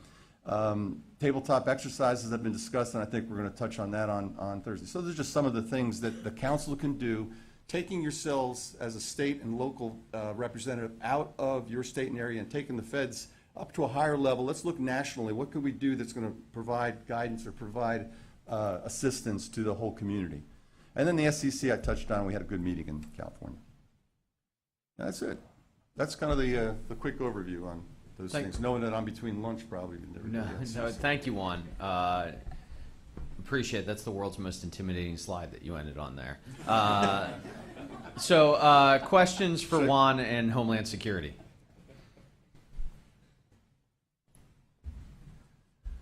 McDermott, you're thinking about it. I see that. I'll turn the recorder off. Don't worry. No. I got the full report from the Orange County meeting. So I don't know, and maybe some of the folks at the table could share, but If you could talk a little bit, I know we've obviously talked with you all and some of the state and local officials about timelines. And you mentioned October as possibly standing up the coordinating council. There's conversations. I don't know if you want to touch a little bit on the possible role of MSISAC in information sharing, but just a general update on timelines and the urgency. I think we've talked a lot about, right? Urgency, Right. that 2018 doesn't mean November 2018, it means now. Yeah. And so can you touch a little bit on that? Yeah, I think the timeline, and again, we're trying to be sensitive. We've already talked to us folks about the blackout time frame for elections that are coming up here in the fall. I think, the week before, week after was mentioned, maybe 2 weeks before, a week after. So we want to be sensitive to having that next and maybe the first GCC meeting in the October timeframe, because we're bumping up against elections, especially for Jersey and Virginia. But that's the target timeframe, sometime in the late October, and I think we'll pin that date down as we get together if we do that at all. I believe we could probably get there for the GCC. The SCC, we were probably going to wait till the late November timeframe to bring the next grouping together, working in conjunction with the EAC and trying to bring together the right representative folks, depending on how we message that, and bring them together. So those two councils could potentially, one could be in place, the second one could be in place in early January if we get to the sector council folks, the private sector folks, and they find enough interest to self-charter and self-form. MSISAC, glad to take questions on it. I think many of our sectors align with an information sharing and analysis center of some type. It just so happens that the MSISAC, because of its outreach to 50 states already in place, because of its cybersecurity capabilities, its ops center establishment, things like that, it potentially lends itself nicely to this sector. But I think when we get to that council meeting, either this Thursday or in October, I think we'll probably have to have a final and deep in-depth discussion about, is this the way we want to go? Certainly a key resource for all states, but again, we don't preordain it. We do it as a group, as a council, and I think that's going to be the meat of the discussion coming up. Bob? Maybe you could just explain what the MSISAC does, because I know early on we had no idea. I mean, there was a lot of education for us election folks, just as far as like what actually the MSISAC would do for election. Yeah, and that's a good question. Would also be whether they would tailor themselves to this election community, which I think is useful to have an analyst or so that would provide products that are specifically election specific. A lot of the what happens is states and counties subscribe to the MSISAC to receive their notifications on malware, whether it's ransomware and other cyber threats, phishing events, things like that. So 98% of these things are not necessarily election specific. But what you do when you enter this non-disclosure agreement is you have this back and forth relationship with the MSISAC where they're pushing you information on potential threats that your IT folks, not to mention some of your staff members across the state would want to have.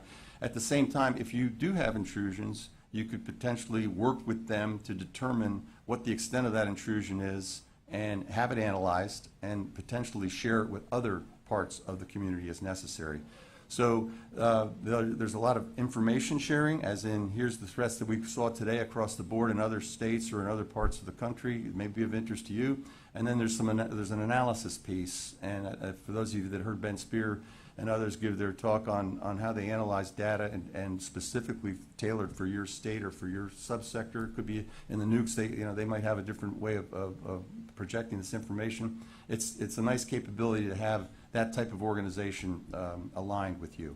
Most of it initially is free, but there is some pay for service to include additional monitoring things called Einstein that may or may not enter into the picture depending on where we're going with this one. Anyone else?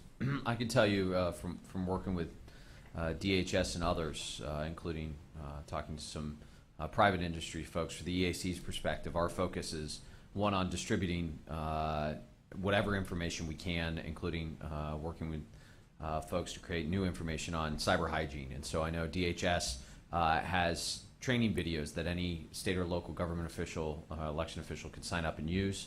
We've tried to push those out there. There's a link on our website for it, and it's something that state office or counties could use, and they're good.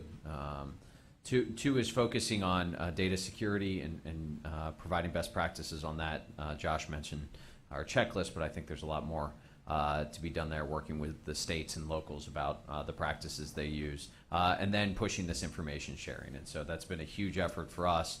Is we heard loud and clear from the states and locals the frustration about learning about things in the news media instead of receiving information in a timely fashion. So our focus in working with DHS is to provide timely, actionable data. So not just information, but something you can actually take and use and limit the surprises. So that for the EAC and working with DHS and others, we've really focused on trying to do those things and moving this forward so that folks are getting information in a timely fashion. And I appreciate the work you all have done with us on that, because I think we've both heard loud and clear the frustration with some of that, and we're trying to fix that. So I appreciate that. No, thanks, and really it's a two-way street, obviously, because we've started a clearance process. As many know, senior state election officials have received notifications to start their process to obtain an interim secret or a secret clearance eventually.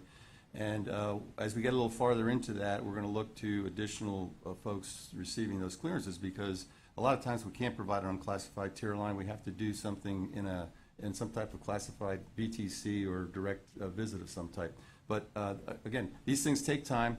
Partnerships take time to form. Those that have been in place for 8 to 10 years have these routines. We're going to get there. We just have to make sure we're all comfortable with the way we move forward, and we're not pressing too far, too fast, too far. But elections are upon us, so we're trying to balance that. Lori? Juan, I want to thank you. Since you've come on board and helped work with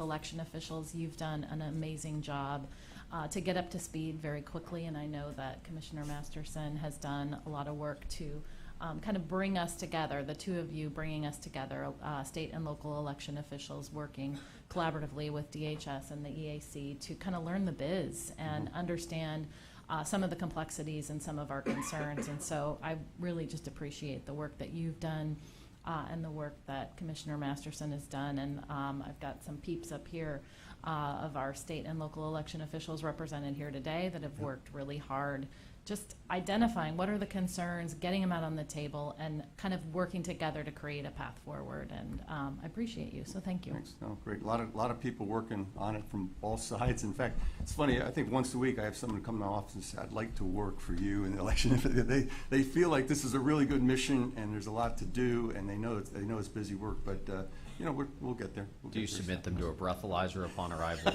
Yeah. I was just going to follow up on Lori's comments. We definitely appreciate the effort you guys have put in. About 6 months ago, when we asked you when we'd have the GCC up and running, the answer was June of 2018. So we said that does not work for us, and you guys got the message, and here we are potentially having our first meeting in October this year. So that's a huge turnaround for you guys, and we want to thank you for understanding the election timeline is not a normal timeline. This is for sure. Judd? And I'll go even one step further than my two colleagues and say that there was, I think, a perception, largely in the media, that we didn't work very well together last year. And I think that that's a misperception, because we didn't work together. It wasn't the fact that we weren't working well together. We were two ships in the night at that point. But now we're under critical infrastructure, and we're developing relationships, and we're figuring out the charter, and we're creating a coordinating council, all the stuff that you need to do to actually become real and have the interchange of information necessary to make it work. And it's almost as if there was this perception that as soon as DHS kind of became interested in elections, then there should be this robust data sharing, and everybody should be on the same page, and we should all be getting this information. That just is unrealistic, and for the various reasons you've already mentioned, including security protocols. That we needed to actually be able to have access and digest information. So. But we're doing great now, and I feel like we're making tremendous progress, and we're on a very aggressive timeline to be at a position where we can be in that situation where we can share data well. So, and a lot of that's you and your colleagues. So we appreciate that. Looking forward to Thursday, too, to continuing the dialogue. Greg? I'll follow on. Are you planning on, with the security clearance stuff that you were talking about, with also going into America's 150 largest cities in addition to just the state headquarters, guys? Well, we haven't, our near-term plan is to talk to those senior state election officials and ask them to designate the next 2 to 5. So, but I'm not as familiar with that concept, but I'd be glad to explore it if there's others that are familiar with it, and if maybe talk, I'd be interested in seeing how broad we get. Of course, there's resource constraints, there's timeline constraints. You want to get as many of the key people up to speed as quickly as possible. But if there's another option to continue to work this, glad to listen to that one. Anyone else? I will say, Lori, I appreciate your kind comments to me, but the EAC staff, led by Executive Director Newby and Brian Hancock, have really done yeoman's work, and Mark Listis as well on it.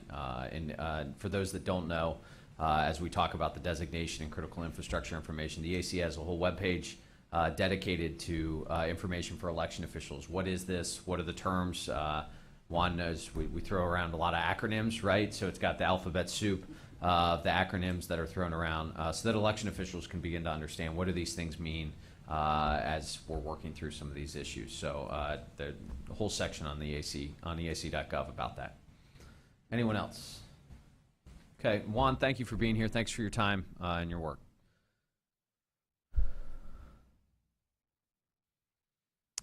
Okay, last item agenda is possible future TGDC meeting. So you all have now made your recommendations for the next version of the VVSG, but as we discussed yesterday and into today, there's still a lot of work to be done, including the requirements and review and comment on the requirements. And so the question to you all is there a desire, what is the desire to have another meeting? We intend, as we said yesterday, to continue to engage you all in this work. And if so, what are folks thinking on timing? We don't have to reach an actual date today, although we can try, but even just general time frame or sense of time frame would be helpful as the EAC tries to plan, keeping in mind that the Board of Advisors and Standards Board meeting is, what, late January? 4th week in January, so that's just something to keep in mind, 4th week in January. So I'd entertain any thoughts on possible timing, whatnot. And David's volunteering to host, I think, out there in California. Absolutely. Yeah. You come fly to my backyard. Go ahead, David. Yeah, David Wagner. Yes, I think it would be useful to have another TGDC meeting. I think that we now have established some great momentum, and we need to keep that up as we're working on the requirements, and I think the TGDC meeting helps drive that forward.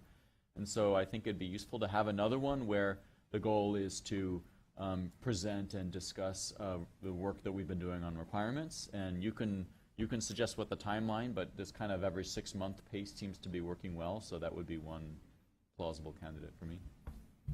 Okay, so David, I think we all echo the need for the meeting and throws out 6 months. Any other thoughts? So 6 months would put us, let's see here, March, April time frame. Any thoughts? Keeping in mind next year is, of course, a federal election year. Not that this year isn't an election year, just in general, especially for folks like Bob.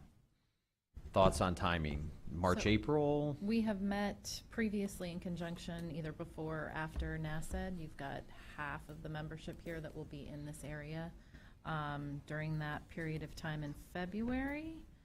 I've got to find the exact dates. I think it's around the 2nd to 3rd week of February. It's right, Valentine's Day, I know. So February 15th, 16, 17. So that's an option. Okay. If you'd consider it. That's a good suggestion.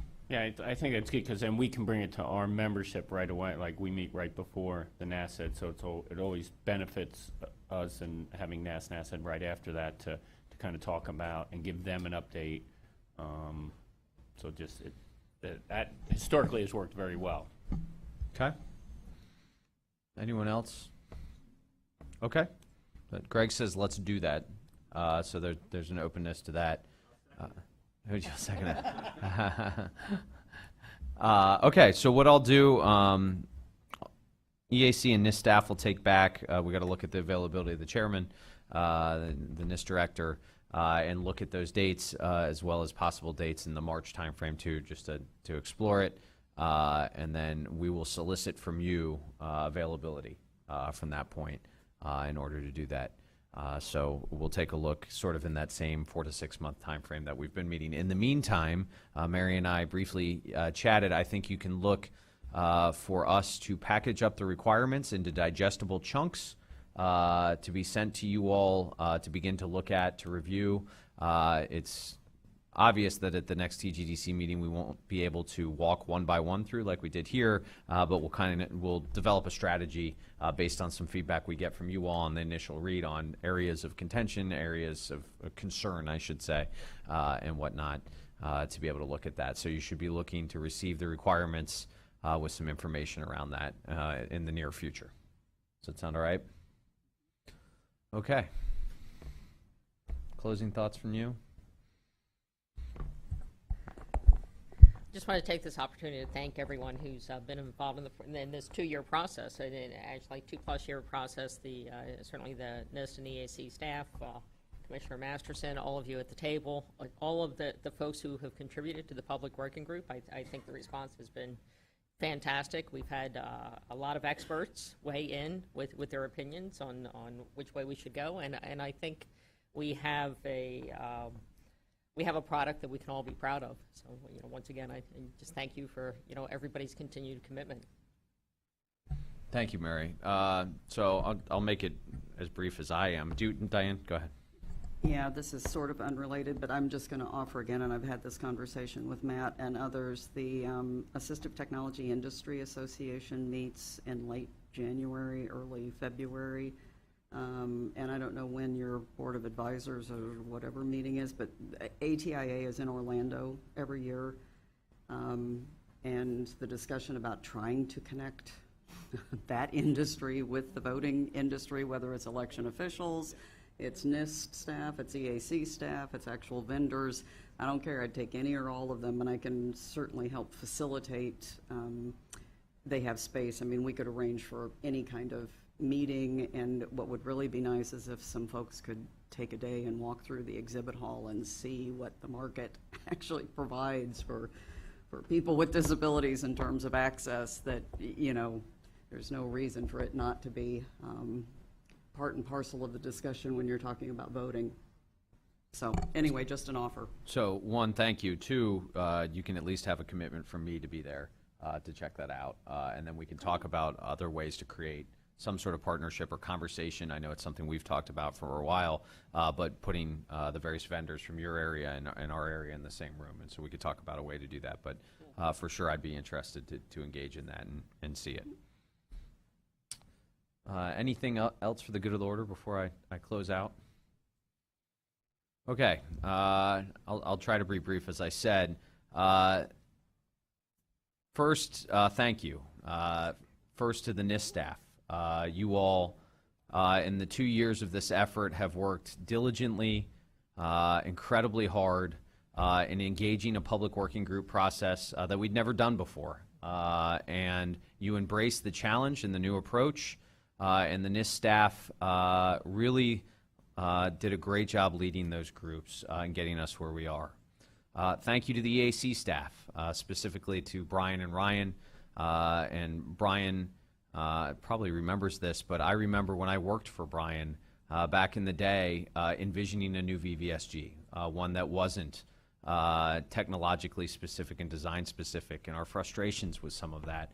And we took a huge step. We took a huge step today towards bringing about that new approach. And it's your vision in creating the program and engaging this that has helped get us there. And so I appreciate it. And Ryan, the 17 principles and the driving force behind that, working with the NIST staff, helped to scope out and establish this. Thank you to all of you. I remember sitting here with all of you, well, not here, and I think at the Access Board, actually, telling you all that I truly believed that not only did we have the right people, but we had the right temperaments in the room to tackle really tough issues and move the ball forward.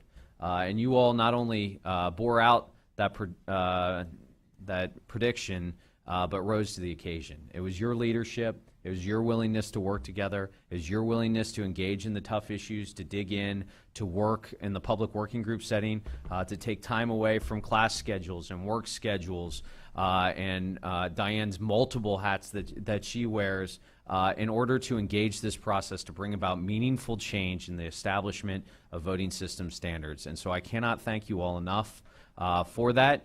This is just a step. We're not done yet, obviously, but this is a huge step, and it's your leadership that brought that about. And so I am grateful to you all. I am grateful for the work you did. And I'm grateful to the folks in the elections community, for the folks at NASED, for the folks that engaged in the EAC VVSG working group when it looked like there may not be an EAC anymore, right? You all did that because you wanted to tackle this problem, recognizing the need for good guidelines and standards in this space, whether there was an EAC or not. And your leadership brought this about. You set the tone. We had, sitting on our chair from the PCA and NASED, clear guidance on where this had to go, and we got there. And more importantly, and Greg, I appreciate you highlighting this, we got there in a timely fashion, when there was urgency, when there was a need to move forward and address this, and we didn't even know. Remember, in 2015, we didn't even know what we were about to walk into in 2016, right? And we still saw the urgency, and it's never been more important, and it's never been more needed. And today, we took a significant step towards having more accessible, more accurate, more auditable, more secure systems, and that is huge and a credit to all of you and the folks that participate in the public working group, and I'm truly grateful. So thank you for that. Our work's not done, but all of us, I'm a big believer that everyone should take time to enjoy a success. We typically move on too quickly, so all of you should take a deep breath and appreciate what we did through the last 2 years and here today, and I hope you all take the time to do that. I hope that EAC and NIST staff take the time to do that because it really is a great accomplishment and something to be very proud of. So with that, unless there's anything else, I will adjourn the meeting. Thank you all.